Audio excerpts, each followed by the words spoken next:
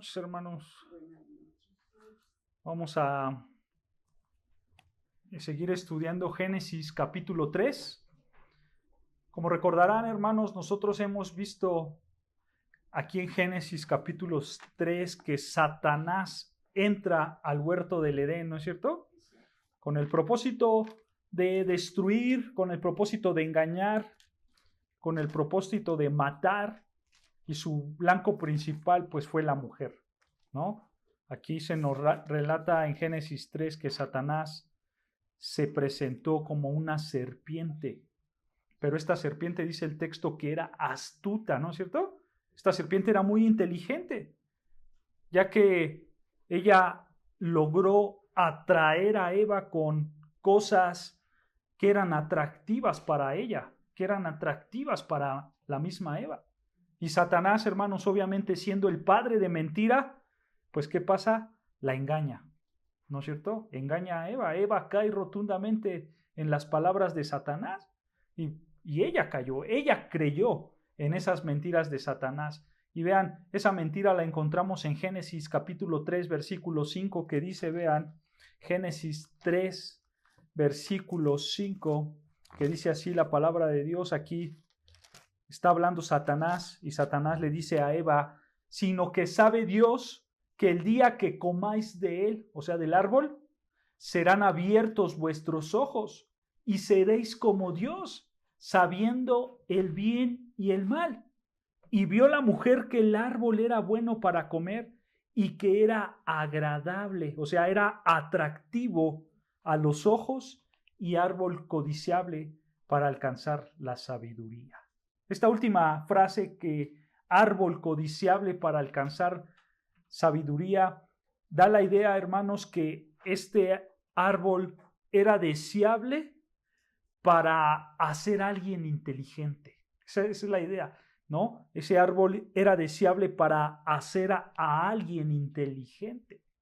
Y en base a esa atracción, hermanos, en lo agradable que era a los ojos, en base a que Eva pues evaluó ese árbol, lo consideró bueno para comer, dice el texto, ¿no es cierto? Este árbol fue también atractivo para ella. Y entonces, ¿qué pasó? Versículo 6 al final. Dice, y tomó de su fruto y comió y dio también a su marido, el cual comió así como ella. ¿Se dan cuenta? Todo empezó por una atracción.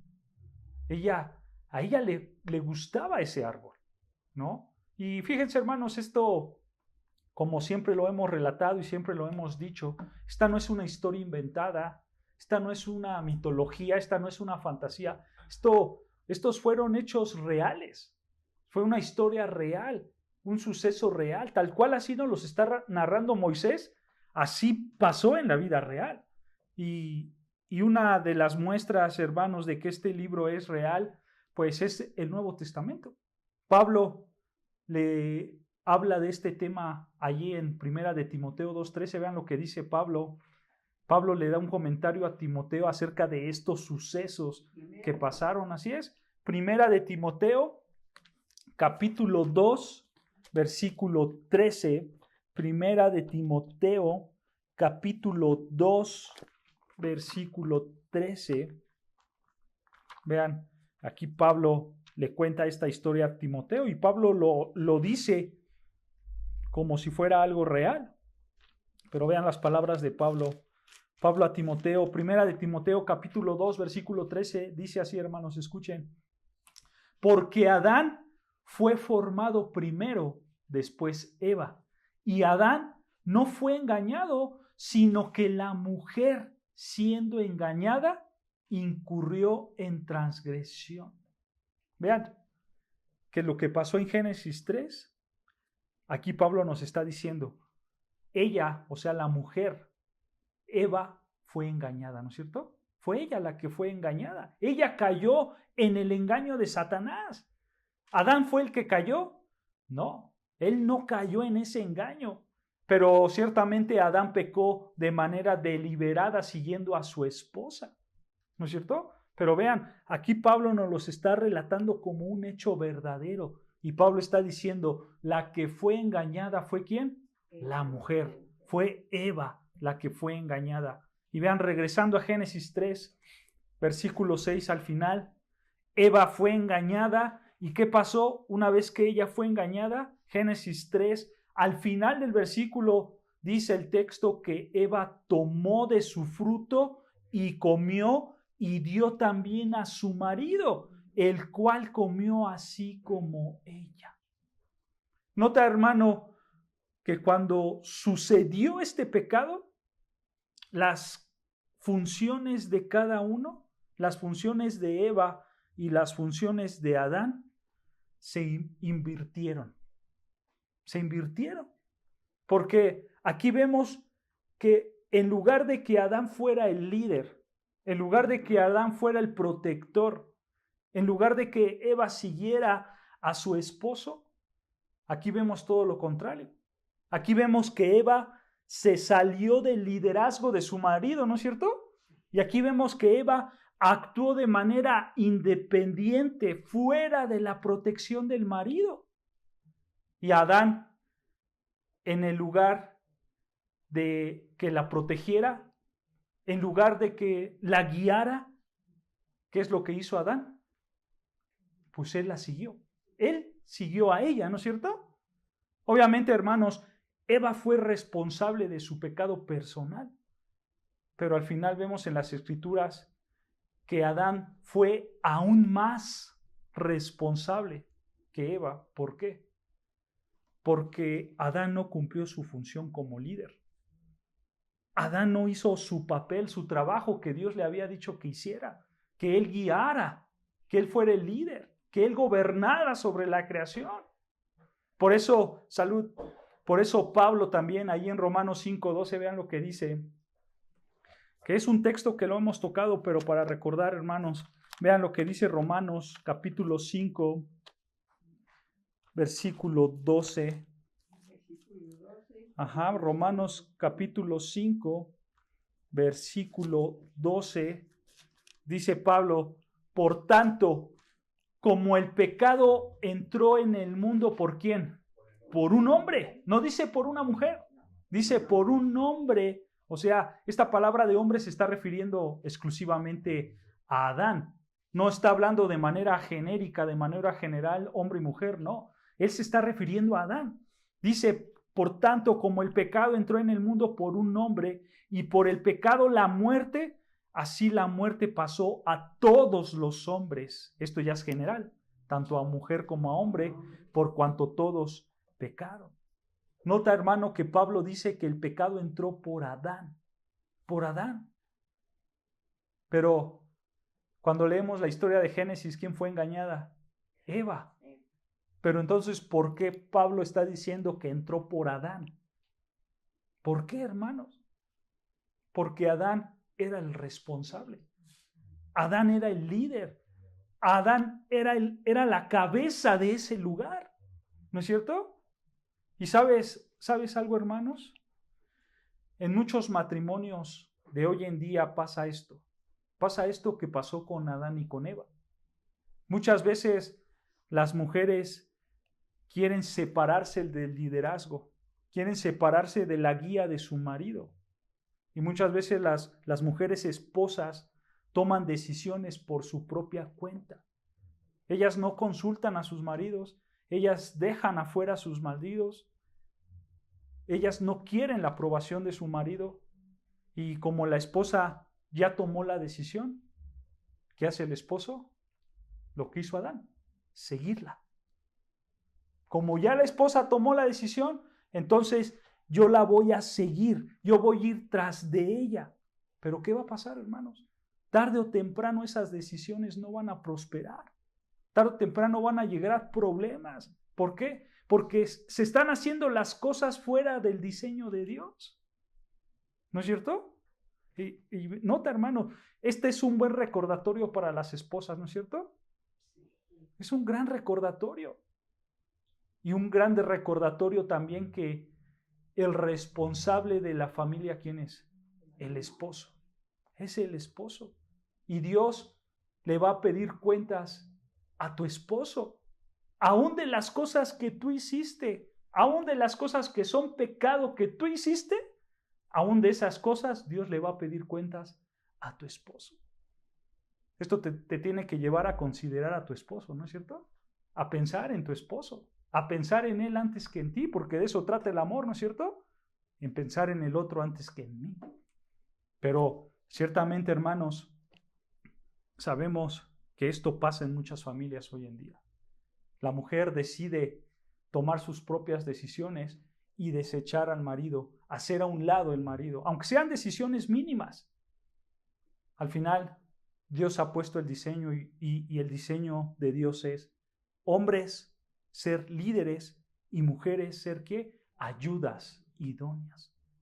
¿No es cierto? Esta es la realidad, hermanos. Ahora, por supuesto que tú como mujer también vas a tener una responsabilidad delante de Dios. Es cierto que Dios le va a pedir cuentas a tu marido de lo que tú hagas, bueno o malo, porque él es el líder. Pero otra realidad también es que tú como mujer vas a tener una responsabilidad propia delante de Dios. Y eso mismo pasó con Eva. Eva fue responsable de su pecado. ¿Cómo lo sabemos, hermanos?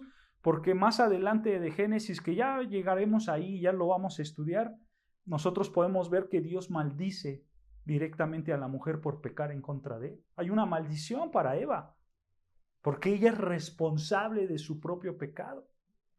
Así que recuerda, hermana casada, si quieres ser bendición para tu casa, tienes que tomar en serio el rol que te toca a ti y a tu marido. Tu marido siendo el líder de la casa y tú siendo la ayuda idónea de tu marido. Y entonces ahí sí, Dios los va a bendecir. ¿Se dan cuenta? Esto es lo que quiere Dios. Pero ¿qué pasó? Adán y Eva invirtieron los roles. ¿No es cierto? Parece que Eva tomaba la decisión. Ella decidió pecar, se lo dio a su marido y su marido iba tras de ella. Invirtieron los roles, ¿no es cierto? Porque vean lo que dice Génesis 3, versículo 6. Vean lo que pasó. Algo importante podemos ver aquí. En Génesis 3, versículo 6 dice, y vio la mujer que el árbol era bueno para comer y que era agradable ¿a quién? A los ojos y árbol codiciable para alcanzar la sabiduría. Y tomó de su fruto y comió. Nota, hermano, aquí que en este pedazo de versículo, nota que hay un proceso para que Eva pecara. No fue que inmediatamente ella comió y pecó, no. Dice el texto que vio la mujer, ¿no es cierto? Ella vio el árbol. O sea, aquí Eva ya está empezando a considerar los beneficios, entre comillas, beneficios por su pecado. Porque, hermanos, así empieza el pecado. Tú ves algo que es tentación para ti.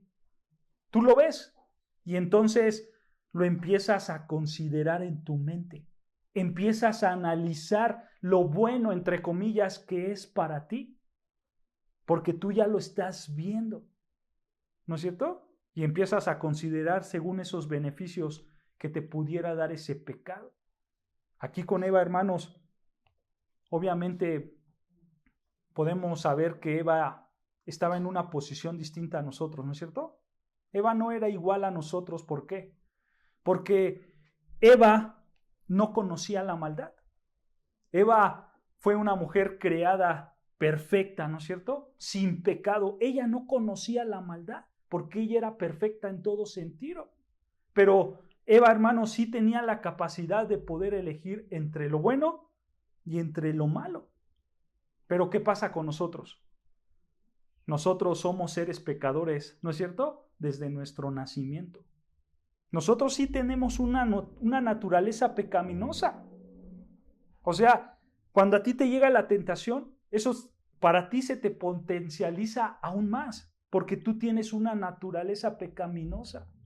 Pero en el caso de Eva, ella no tenía una naturaleza pecaminosa. Todo lo que rodeaba a Eva era sin pecado porque Dios lo había hecho todo perfecto, ¿no es cierto? Todo era bueno en gran manera, dice las Escrituras, cuando Dios creó todas las cosas, ¿no es cierto? Sin embargo, Eva también tenía un potencial para pecar. Podía pecar. Ella podía elegir entre lo bueno y lo malo. Y por desgracia, ¿qué pasó? Pecó. Pecó. ¿No es cierto? Y así nos pasa a nosotros. Ella vio lo que le gustaba. Y entonces el pecado empezó a entrar en su mente. Y después de su mente, entró a sus emociones. Y esas emociones la incitaron a tener una voluntad. Y esa voluntad la llevó al acto. Y pecó. Hermanos, así nos pasa a nosotros. Todo comienza ¿en dónde? En la mente. Tú lo ves y entra a la mente. Esto mismo el Señor Jesucristo lo enseñó. Vean lo que dice Mateo 5:28. Él pone, por supuesto, él pone otro ejemplo, pero la idea es la misma. Vean lo que dice Mateo 5:28. Mateo capítulo 5, versículo 28, dice así Mateo. Capítulo 5, versículo 28, dice así la palabra de Dios. Hablando nuestro Señor Jesucristo, dice: pero yo os digo que cualquiera que mire a una mujer para codiciarla, ya adulteró con ella en su corazón. Nota, aquí el Señor Jesucristo está diciendo que en cuestiones del adulterio, no solamente es el acto lo que cuenta, sino también que la actitud, ¿no? La mirada, la actitud. Aquí el Señor Jesucristo obviamente está poniendo el ejemplo de codiciar a una mujer, pero esto aplica, hermanos, para todo pecado. Para todo pecado. Todo entra por la mirada. Y una vez que entra por la mirada, va a entrar al corazón, va a entrar a la mente, va a entrar a los pensamientos. ¿No es cierto? Porque ahí es donde nosotros pecamos. Como lo vimos, hermanos, la clase pasada. Esta es la estrategia de Satanás. Esta es su estrategia. Él usó esta estrategia con Eva y él seguirá usando esta estrategia hasta el día de hoy. Satanás, hermanos, va a poner cosas delante de ti. Va a poner cosas que te gusten. Va a poner cosas que tú las veas. Y va a entrar algo dentro de ti que te guste, que eso te va a incitar a pecar.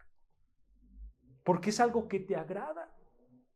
Y vean de regreso lo que pasó con Eva. Ella no solamente vio, sino que también vean lo que pasó Génesis 3. De regreso a Génesis 3, versículo 6. Vean lo que pasó. Dice Génesis 3, versículo 6. Y vio la mujer que el árbol era ¿qué? Era bueno para comer. Detengámonos ahí tantito. Nota, hermanos, cómo Eva vio el árbol, ¿no es cierto? Pensó en su mente un beneficio porque ella dijo, esto es bueno, ¿no es cierto? Este árbol es bueno para mí. Y entonces aquí entra un deseo por tomarlo. Ella deseó tomar ese porque ella dentro de sí pensó que era bueno. ¿Se dan cuenta? Esto es lo que hace Satanás. Satanás te pone las cosas delante de ti, las cosas que te gustan y que son, entre comillas, aparentemente buenas para ti, ¿no es cierto? Y entonces tú caes en ese pecado. Esta es la estrategia de Satanás. Esto es lo que hace Satanás. Vean, Juan lo explica de otras maneras. Es la misma idea, pero Juan lo explica con otras palabras. Vean lo que dice Primera de Juan, capítulo 2, versículo 16. Es la mismita idea que encontramos aquí en Génesis 3:6, pero vean cómo lo explica Juan. En Primera de Juan, capítulo 2, versículo 16. Primer carta de Juan, capítulo 2, versículo 16.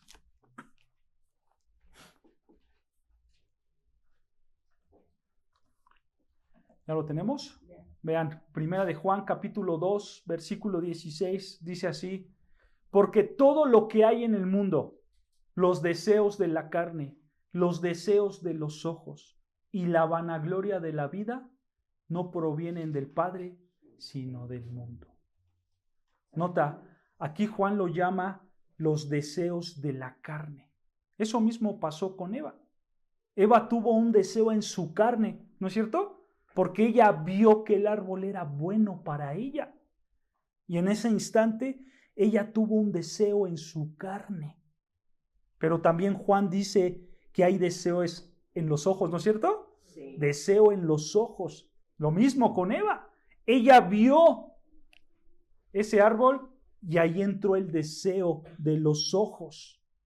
Pero al final Juan dice también que hay vanagloria de la vida, ¿no es cierto? Hay una vanagloria de la vida. Eso mismo pasó con Eva. Eva, ¿qué hizo en Génesis 3:6? Dice al final que el árbol era codiciable para alcanzar la sabiduría. Esa era la vanagloria de la vida que buscaba Eva. Ella quería experimentar una codicia en la sabiduría. Ella quería una sabiduría grande. Y esa es la vanagloria. ¿Se dan cuenta, hermanos? Es lo mismo que estamos estudiando, pero aquí Juan usa otras palabras. Pero es exactamente lo mismo. Porque vean lo que dice Génesis 3:6. Teniendo en mente lo que está diciendo Juan, regresamos a Génesis 3, versículo 6. Y dice, es exactamente la misma idea, pero con distintas palabras. Dice Génesis 3, versículo 6. Y vio la mujer que el árbol era bueno para comer, que era agradable a los ojos y árbol codiciable para alcanzar la sabiduría. Esta es la vanagloria de la vida. Era codiciable. Ella quería la sabiduría. Recuerda, hermanos, esa fue la tentación que Satanás le puso, ¿no es cierto? Tú vas a ser como Dios. Esa es la vanagloria de la vida. Tú vas a ser como Dios. Tú vas a tener un nivel muy alto, Eva. ¿Se dan cuenta? Entonces, nota cómo lo que dice Juan es lo mismo que se representa aquí con Eva. Y hermanos, Juan lo comenta porque esta es una realidad para todo ser humano. Todo lo que hay en el mundo, hermanos, todo este sistema de pensar del mundo, todas estas filosofías del mundo, todas estas prácticas que encontramos hoy en día, todo lo que podemos ver en este mundo, hermanos, es un sistema de maldad. Es un sistema orquestado por Satanás para que él atraiga al ser humano con engaños, ¿no es cierto? Y ese engaño lo va a llevar al pecado. Todo lo que vemos en este mundo está orquestado por Satanás. Pero nota, hermano, que Satanás que usa, dice ahí, los deseos de la carne. ¿No es cierto? Esto es lo que usa Satanás, los deseos de la carne. Para Eva fue bueno el árbol, fue bueno comerlo, ¿no es cierto? También hay deseos en los ojos. Yo lo vi y me gustó. Y hay un deseo en los ojos. Ella vio ese árbol, pero también hay vanagloria de la vida. Eva codició la sabiduría. Yo voy a ser como Dios. Y ese es el proceso, hermanos. Nota cómo aquí está claramente el proceso que Satanás usa para que nosotros pequemos en contra de Dios. ¿No es cierto? Este es el proceso. Ahora alguien puede decir, bueno, pero si yo pierdo mis ojos, entonces yo ya no veo el pecado, y si ya no veo el pecado, ¿ya no peco? No, no es así. Sabemos, hermanos, que el pecado está dentro de nosotros. Obviamente lo que tú ves, eso contribuye a tu deseo. Eso es obvio, ¿no es cierto? Pero aunque tú no lo veas, tus pensamientos te pueden llevar al pecado. Porque ahí es donde está el problema real, dentro de ti, en tu ser interior, en el corazón, en la mente, en tus deseos, en tu voluntad. Ahí es donde está el problema. ¿No es cierto? Entonces, nota, hermano, cómo Satanás está usando este proceso para atacarnos. Los deseos de la carne, los deseos de los ojos y la vanagloria de la vida. Eso es lo que usa Satanás para atacarnos. Ya después en sus casas, si ustedes leen Mateo 4, tú te vas a dar cuenta ahí en Mateo capítulo 4 que Satanás usó esos mismos procesos para tentar al Señor Jesucristo. Si tú los analizas perfectamente, tú vas a ver que hubo un deseo de la carne, hubo un deseo en los ojos y hubo una vanagloria. Obviamente el Señor Jesucristo no cayó en esos pecados, en esas tentaciones, pero Satanás lo usó para tentarlos. Yo creo dijo, como tenté a Eva, también voy a tentar a este, ¿no? Y obviamente fracasó, pero hermanos, Satanás usa eso, inclusive contra nosotros. Así es. Obviamente, hermano, tampoco estamos hablando de Satanás y demás porque vemos que él está detrás de todo este sistema de maldad. Esa es una realidad, ¿no es cierto? Pero tampoco vayamos a pensar, hermanos, que detrás de cada piedra o detrás de cada cosa hay un demonio. Y entonces ese demonio siempre te va a empujar a que tú peques. No, no es así, hermanos. ¿Existen los demonios? Sí. ¿Nos llegan a tentar? También, ¿no es cierto? Pero no siempre es así. ¿Qué es lo que pasa, hermanos? Lo que pasa es que Satanás, que es el príncipe de este mundo, como la Biblia lo menciona, él ha formado un sistema. Él ha formado una manera de pensar en este mundo para que tú seas tentado por medio de ese sistema, por medio de esas falsas maneras de pensar. Y ahí es donde está la verdadera batalla espiritual, hermanos.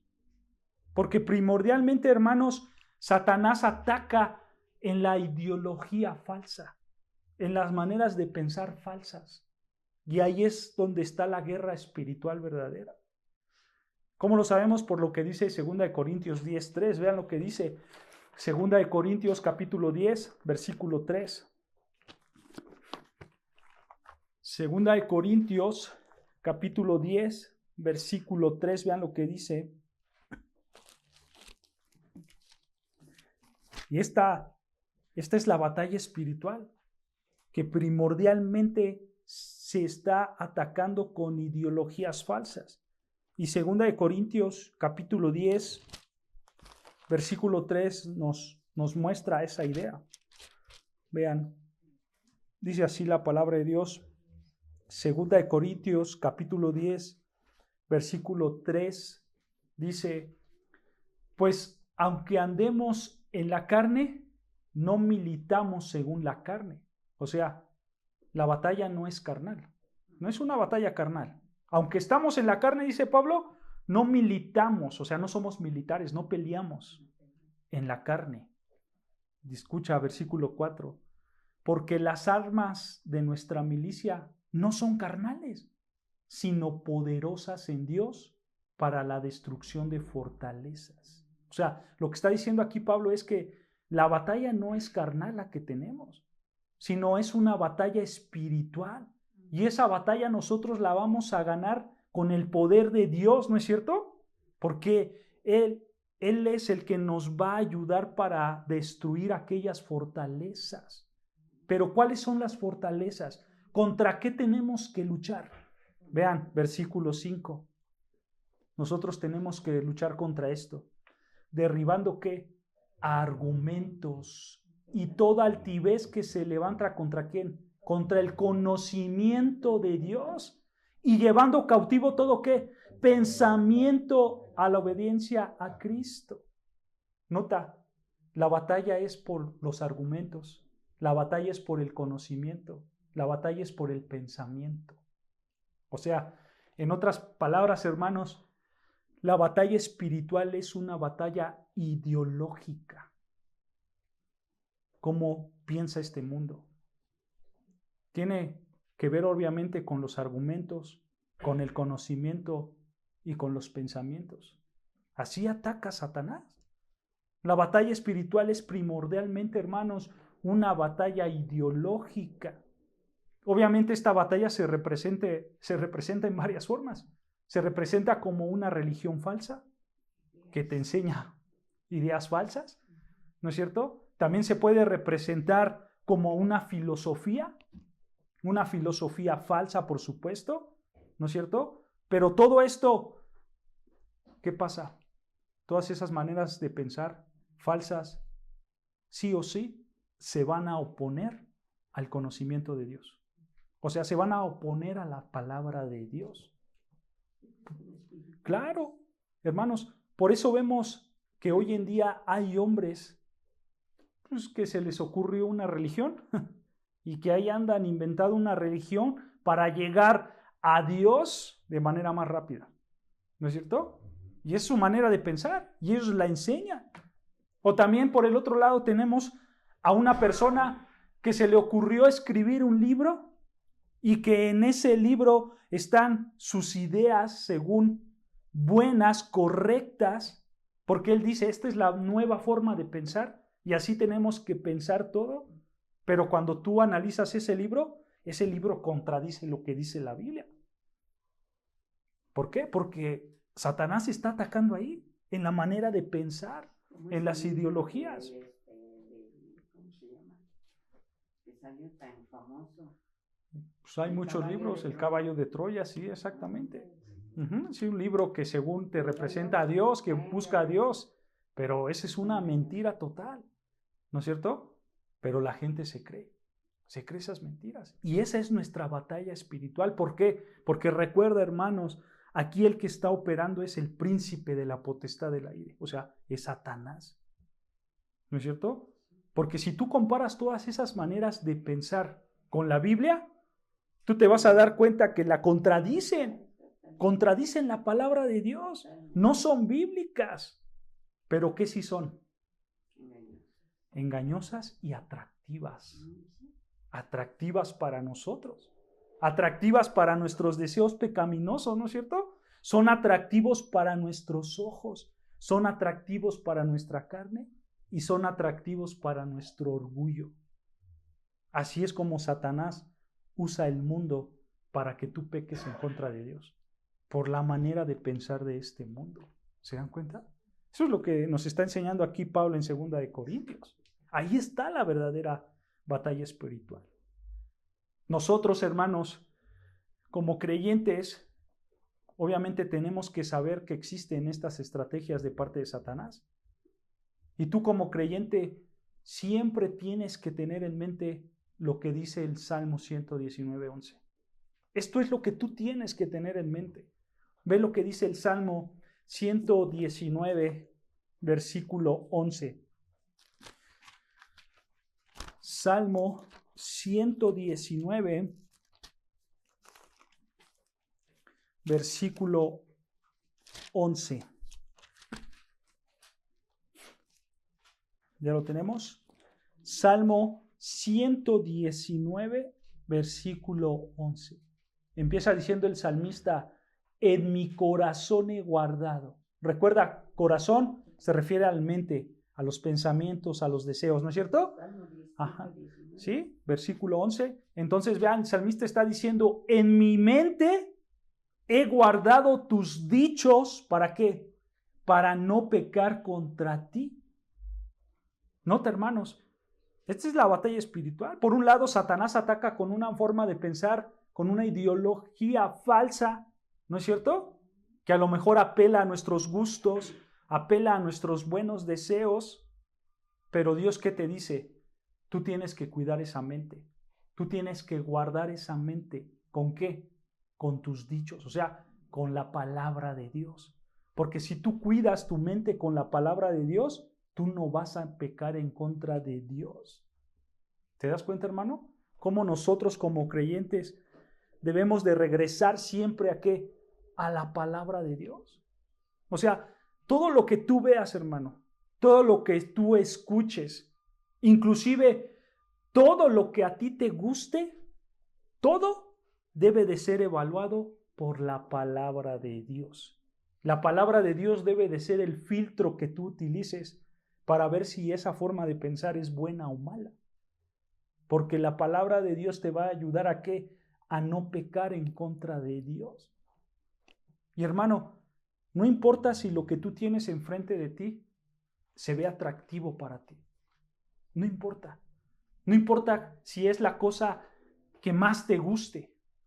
Porque si eso se opone a la palabra de Dios, si se opone a las Escrituras, ten por seguro que eso que es atractivo para ti, Satanás lo puso.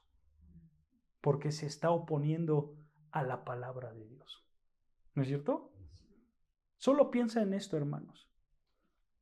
Y hablando de Eva, cuando se le fue presentada la tentación del árbol, ella no vio algo malo ahí, ¿o sí? No. Ella no vio algo horrendo. O sea, no fue que Satanás se le presentó y le dijo, yo soy Satanás y te voy a destruir. No, ella vio algo algo bueno, y bueno para ella. Claro, era algo que a ella le gustaba.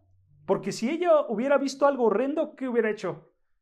Se va y no cae en ese pecado, ¿no es cierto? Pero Satanás era astuto. Y él puso algo bueno, algo atractivo para ella, algo que le gustaba. ¿No es cierto? Si resumimos, hermanos, lo que dice Génesis 3, versículo 6, si hacemos un resumen, ese versículo simplemente diría que Eva pecó porque había algo que le gustaba, que era algo atractivo para ella. Eso es lo que nos está diciendo el texto. Y esto, por supuesto, que es algo fundamental para pecar. Tú pecas porque te gusta. Si eso no te gusta, no pecas. ¿No es cierto? Entonces, vean, hermanos, que primordialmente Satanás va a usar lo que te guste para que tú peques en contra de Dios. Y aquí vemos a Eva pecando porque le gustaba ese fruto. Pero obviamente hubo consecuencias. Y vean las consecuencias. Génesis 3, versículo 6, vamos a leerlo, 6 y 7. Y aquí ya entran las consecuencias por su pecado. Génesis 3, versículo 6, vean lo que dice la palabra de Dios. Dice, y vio la mujer que el árbol era bueno para comer y que era agradable a los ojos, y árbol codiciable para alcanzar la sabiduría, y tomó de su fruto y comió, y dio también a su marido, el cual comió así como ella. O sea, aquí ellos ya pecaron, ¿no es cierto? Ahora vean las consecuencias, versículo 7. Entonces fueron abiertos los ojos de ambos y conocieron que estaban desnudos. Entonces cosieron hojas de higuera y se hicieron delantales. Nota, aquí podemos ver un contraste. ¿Qué dice un capítulo atrás? Génesis 2:25.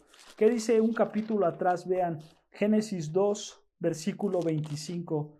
Dice que Adán y Eva estaban ambos desnudos, Adán y su mujer, y no se avergonzaban. Ellos no se avergonzaban porque aquí no había pecado. Por lo tanto, no había temor, no había culpabilidad. Lo que sí había era un gozo, ¿no es cierto? Ellos disfrutaban la comunión perfecta con Dios y la comunión perfecta entre ellos. Pero todo esto se acabó. Todo esto se acabó gracias a que pecaron. Gracias a que comieron del árbol que Dios les había prohibido, pasó lo que dice Génesis 3, versículo 7. Fueron abiertos sus ojos y conocieron que estaban desnudos. Entonces cosieron hojas de higuera y se hicieron delantales. O sea, ahora que ya pecaron, ahora sí hay una culpa y ahora sí hay una vergüenza. Por eso ellos cosieron hojas de higuera, porque la vergüenza entró. La vergüenza los llevó a cubrirse. ¿No es cierto? O sea, lo que pasó aquí, hermanos, fue que su conciencia ahora sí los va a ayudar a diferenciar entre el bien y el mal. Y ellos cubrieron su desnudez, ¿no es cierto? Ahora, el que ellos se hayan cubierto, eso no es malo. Más adelante vemos que Dios mismo los cubre Dios mismo, ¿no? Porque no es malo cubrir tu desnudez pública, eso no es lo malo. Simplemente lo que nos está diciendo el texto es que sus conciencias les fueron abiertas y así ellos sintieron vergüenza y así ellos sintieron temor por lo que estaba pasando. Pero vean versículo 8 lo que pasó. Una vez que sintieron vergüenza y temor, versículo 8, y oyeron la voz de Jehová Dios que se paseaba en el huerto al aire del día. Nota, probablemente aquí Dios se les apareció de manera visible.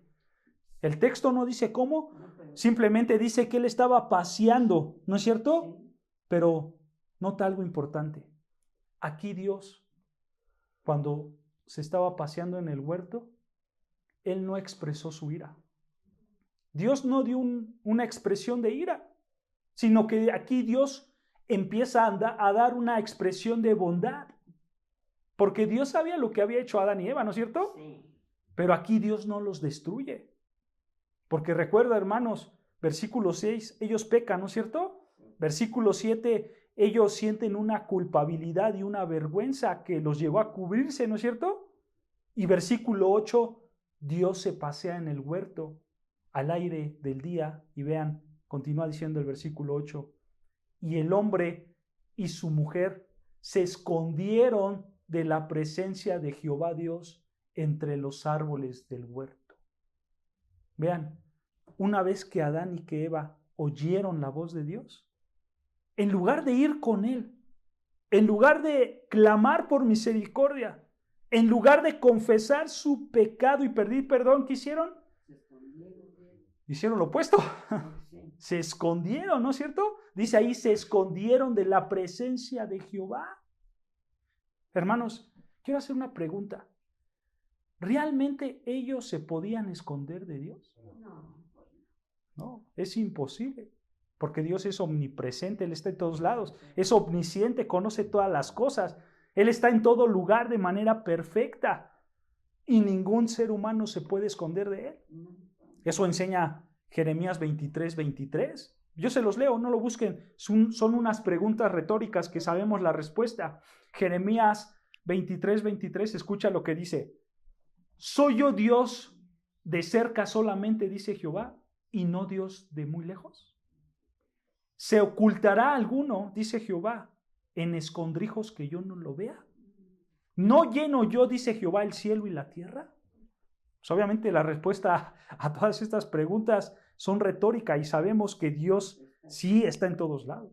Dios no solo es un Dios de lejos, también de cerca. ¿No? Ajá, 23:23. Ajá, es el mismo número. ¿Se dan cuenta? Dios conoce todo. Dios está en todo lugar de manera perfecta. ¿No es cierto? Y entonces, ahí en Génesis 3:8, podemos ver que Adán y Eva trataron de esconderse, pero eso fue inútil. Eso fue inútil. ¿Y sabes algo, hermano? El hecho de que ellos buscaron esconderse y de huir de Dios, eso muestra una característica del ser humano. Así somos todos nosotros. Porque muchas veces y muchas personas, por desgracia, pecan. ¿Y qué pasa? Se van de la iglesia. Se van de la iglesia por su pecado. Porque ellos sienten una vergüenza. Y en lugar de venir delante de Dios y arrepentirse de su pecado, entonces ¿qué hacen? Me voy. Y entonces Dios ya no me ve. Porque como ya no vengo a la iglesia, entonces Dios ya no me ve. Pero eso no es así. Eso es imposible. No importa dónde te encuentres, Dios está en todos lados. Como dice, yo se los leo, Salmo 10:11. Salmo, capítulo 10, versículo 11 dice, hablando de un pecador dice estas palabras. Dice en su corazón, Dios ha olvidado, ha cubierto su rostro, nunca lo verá. Eso dice el pecador. Dios se ha olvidado. A mí Dios no me ve. Esta es la respuesta humana. No pasa nada. Dios no sabe que yo estoy haciendo esto mal. Claro, obviamente esta respuesta es ridícula, ¿no es cierto? Porque nadie se puede esconder de Dios. Y sabes, nosotros creemos que Adán y Eva sabían que no se podían esconder de Dios. Ellos lo sabían. ¿Por qué? Porque recuerda, hermanos, ellos tenían un entendimiento perfecto de quién era Dios. porque ellos fueron hechos perfectos, no había pecado en ellos. Dios conocía a ellos y ellos conocían a Dios de una manera perfecta. Pero entonces, ¿por qué se escondieron? ¿Por qué en ese momento ellos pensaron que podían esconderse de Dios? ¿Por qué? Si ellos conocían a Dios de manera perfecta. ¿Reconocieron el pecado o la vergüenza? No, hermano. ¿Sabes por qué ellos se escondieron? Escucha, ellos se escondieron porque el pecado afecta el razonamiento. El pecado afecta el razonamiento. Y así pasa con todas las personas. Todas las personas en un grado tienen su razonamiento afectado por el pecado. Mira, la Escritura da un ejemplo y acompáñame aquí si me acompañas. Isaías 44:9. Isaías 44, versículo 9. Y aquí Isaías habla acerca del pecado de la idolatría. Pero vean cómo lo dice Isaías. Isaías 44, versículo 9.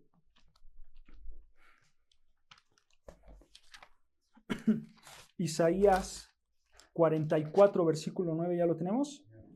Vean. Dice así la palabra de Dios. Isaías 44, versículo 9, escucha. Hablando de la idolatría, dice, los formadores de imágenes de talla, todos ellos son vanidad. Y escucha, y lo más precioso de ellos para nada es útil.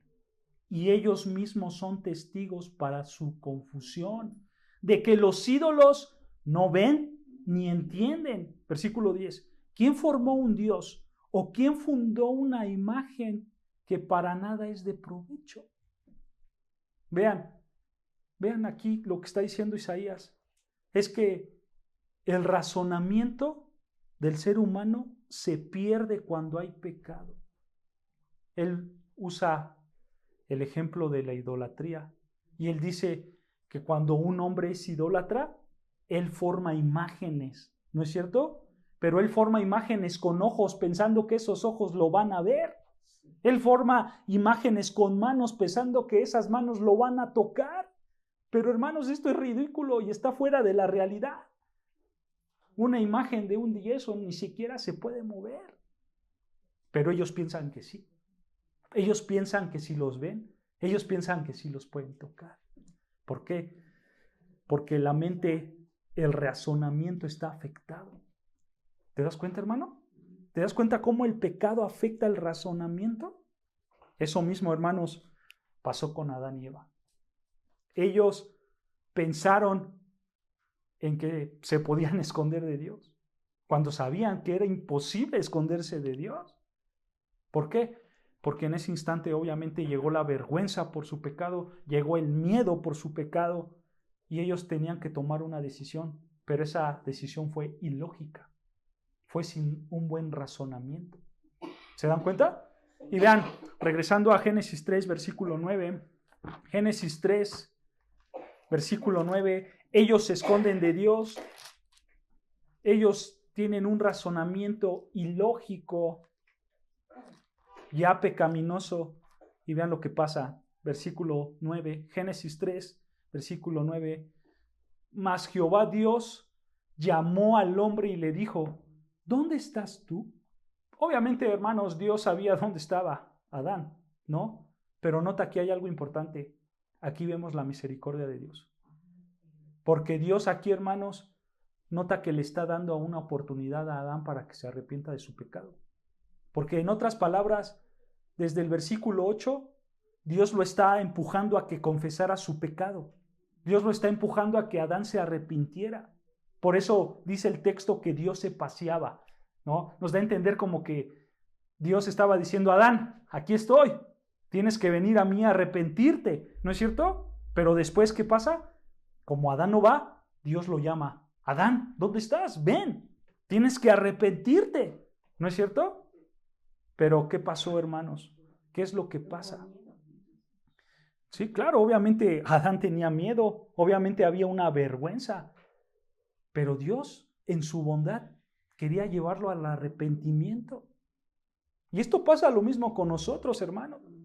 Aunque nosotros nos merecemos el infierno por nuestro pecado, la bondad de Dios es más grande, que nos llama al arrepentimiento, ¿no es cierto? Lo mismo pasó con Adán y Eva. ¿Ellos qué merecían por haber pecado? ¿Recuerdas? ¿Cuál era la advertencia de Dios? No comas de este árbol porque vas a morir. ¿No es cierto? En ese momento Dios pudo decir, yo se los dije. Yo se los dije y ahora van a tener que morir y yo voy a volver a hacer todo como a mí me plazca. Él tenía esa autoridad para hacerlo. Sin embargo, nota su misericordia, nota su amor, nota su bondad. Él estaba esperando que Adán y Eva se acercaran, se confesaran su pecado. Dios les está dando grandes oportunidades aquí, ¿no es cierto? Pero ¿qué pasó? Vean, versículo 10. ¿Cómo responde Adán? Versículo 10. Y él respondió, oí tu voz en el huerto y tuve miedo porque estaba desnudo y me escondí. Nota cómo Adán, desde el versículo 6, peca, ¿no es cierto? Y cuando peca, él lo que tenía que hacer era ir corriendo en arrepentimiento delante de Dios, pedir misericordia a Dios, pero no lo hace. Versículo 7, hay una culpa, ¿no es cierto? Hay un temor, hay una vergüenza. Él cubre su vergüenza en ese momento, pero todavía no hay confesión de pecado. Versículo 8, él oye la voz de Dios.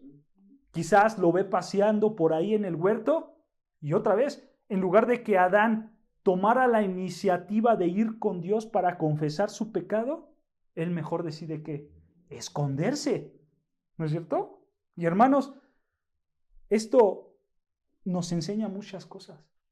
Y una de esas cosas que nos enseña es que nosotros debemos de enfrentar nuestra culpabilidad. Nosotros debemos de enfrentar el temor, la vergüenza por nuestro pecado. Como ya lo comentamos, hermanos, mucha gente por su pecado no se acerca a Dios.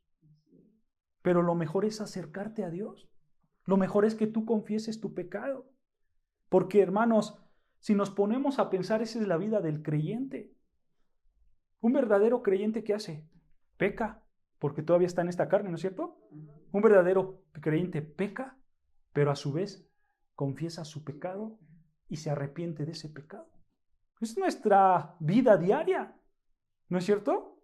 No hay otra manera, hermanos, de enfrentar el pecado más que solamente ir delante de Dios para apelar a su bondad, apelar a su misericordia, ¿no? Y que nos quite esa culpabilidad, que nos quite Él ese temor, y así nosotros vamos a poder llegar a la salvación. No hay más. Solo es ir con Dios. Bueno, quizás hay otra manera y es la que hizo Adán y Eva. Esconderte, irte, alejarte de Dios, ¿no es cierto? Quedarte con ese temor, quedarte con esa culpabilidad. Y muchos hacen esto. Ellos quieren apagar ese temor, ellos quieren apagar esa culpabilidad en sus propias fuerzas. ¿Y cómo lo hacen? Pues con dinero, con distracciones, con medicinas, con otras cosas que no te llevan a nada. Y es más, muchos evitan esa vergüenza negando el pecado. ¿No es cierto? O sea, el pecado es tan grande en ellos que ellos mismos, ¿qué dicen? Eso no es pecado. ¿No es cierto? ¿Cómo vas a tener pena si eso no es pecado? Y entonces muchos tratan de redefinir en sus mentes lo que es el pecado, para que no se sientan culpables. Luego dicen, no soy el único. Claro, claro. Es más, ¿qué pasa con los hombres que son adictos o alcohólicos? ¿Qué les dicen a ellos? Ay, oye, tú estás enfermo, ¿no es cierto? Tú estás malito, no pasa nada, solo tienes que curarte de esa enfermedad. Pero no es así. Ellos están pecando en contra de Dios. Y ese es un pecado que los tiene cautivos en su alma. Y por eso no lo pueden dejar. Porque, hermanos, si eso fuera una enfermedad, ¿cómo se curaría? Pues con una pastilla, ¿no es cierto? Pero no es así. Porque no es una enfermedad, es un pecado. Y ellos tienen que reconocer que están mal, tienen que humillarse delante de Dios, aceptando las consecuencias de su pecado, pero también aceptando que Dios es un Dios bondadoso y misericordioso y que puede restaurar tu corazón. Pero ¿qué hacen? Huyen de Dios, se alejan de Dios. No toman la iniciativa en arrepentimiento. ¿No es cierto? Nuestra naturaleza es la misma de Adán. Huir del pecado, escondernos de Dios. El ser humano, hermanos, por naturaleza no quiere buscar a Dios. Juan lo dijo. La luz vino al mundo, pero amaron más las tinieblas que la luz. Esa es la verdadera realidad, ¿no es cierto? El hombre no quiso ir a la luz, no quiso acercarse a Dios, al contrario, lo rechazaron, ¿no es cierto? Como hasta el día de hoy. Todo ser humano rechaza a Dios. Por eso Dios tiene que venir. Él personalmente tiene que acercarse, tiene que tomar la iniciativa, restaurar sus corazones, regenerarlos, para que ahora sí ellos puedan ir en arrepentimiento a Él, en Cristo Jesús. Porque el ser humano no puede. ¿Se dan cuenta? Rechaza a Dios siempre. Entonces, regresando a Génesis 3:10, vean, ya vamos a ir acabando. Génesis 3, versículo 10 dice, y él respondió, Adán respondió, oí tu voz en el huerto y tuve miedo porque estaba desnudo y me escondí. Nota, Adán no confiesa su pecado. Y vean, versículo 11, y Dios le dijo, ¿quién te enseñó que estabas desnudo? ¿Has comido del árbol del que yo te mandé no comieses? Otra vez, hermanos, en este versículo volvemos a ver la bondad de Dios. Aquí Dios está buscando la confesión de pecado por parte de Adán. Obviamente Dios sabía que él había pecado. Obviamente Dios sabía que él había tomado de ese fruto. Pero aquí lo que está haciendo Dios es cuestionarlo. ¿Para qué? Para que él confiese su pecado. Pero a pesar de esas preguntas muy directas, Adán no confiesa su pecado. Sigue sin confesar. Pero el amor de Dios se ve muy grande aquí, hermanos. Porque, lo vuelvo a comentar, Dios está en una posición justa. Él puede condenarlo a muerte en ese instante, ¿no es cierto? Pero Él no lo hace por amor, por bondad, por misericordia. Él busca que Adán confiese su pecado. Pero vean cómo terminó contestando Adán. En versículo 12 dice, y el hombre respondió, la mujer que me diste por compañera me dio del árbol y yo comí. ¿Vean? No confiesa su pecado. Sigue sin confesar su pecado. Y aparte le echa la culpa a Dios y a su esposa. Nota, aquí Adán no quiere reconocer su responsabilidad. No quiere reconocer lo que él había hecho. Simplemente que dice, la culpa es de la mujer y aparte es tuya porque tú me la diste. Eso es lo que está diciendo Adán. ¿No es cierto? Él está blasfemando en contra de Dios. Todo ser humano hace esto. Ninguno de nosotros asumimos la responsabilidad por nuestro pecado. Siempre buscamos echarle la culpa a los otros, ¿no es cierto? La psicología te enseña esto. La psicología de hoy en día te dice, tú no eres el culpable, tú eres la víctima. La culpa la tienen todos menos yo. ¿No es cierto? El pecado es una enfermedad. Así nací, así me escogieron que yo viniera. Y entonces la culpa es de mis papás y de mi mamá. Igual que Adán, le echamos la culpa a todos, menos a nosotros. Porque si nosotros tenemos esta manera de pensar, implícitamente nosotros le echamos la culpa a Dios. Porque ¿quién me puso en esa familia? ¿Quién me dio ese trabajo? ¿Quién me dio ese esposo o esa esposa? Y entonces le echas la culpa a Dios. ¿Se dan cuenta, hermanos? Esa es nuestra naturaleza pecaminosa. Y vean, versículo 13. Versículo 13. Entonces Jehová Dios dijo a la mujer, ¿qué es lo que has hecho? Y dijo la mujer, la serpiente me engañó y comí. Eso es cierto. Eva fue engañada, ¿no es cierto? Pero por haber desobedecido, ella era responsable de su pecado. Pero nota, ¿qué hizo Eva? Pues lo mismo que Adán, ¿no es cierto? Ella dio una terrible respuesta y ella, ¿qué hizo? ¿Echarle la culpa a quién? A la serpiente. Ella le echó la culpa a la serpiente. Porque, hermanos, la pecaminosidad así nos hace pensar, echarle la culpa a los demás. Y gracias a que Adán pecó, el pecado entró a todo el mundo, a toda la raza humana. No sabemos cómo entró el pecado al mundo, pero lo que sí sabemos es que a partir de este día, la humanidad se hundió en el pecado. Ya no fue la misma. A partir de este día, la naturaleza de Adán cambió por una naturaleza mala, y a partir de ahí adelante, todos los descendientes de Adán iban a ser igual que Adán. Genéticamente hablando, hermanos, todos iban a ser concebidos en pecado. En teología a eso se le conoce como el pecado original. Todos recibimos el pecado de Adán, ¿no es cierto? Todos tenemos una naturaleza interna que heredamos de Adán y que eso va a quedar y jamás se va a acabar hasta que muramos. Obviamente, como creyentes, esta naturaleza puede ser cambiada.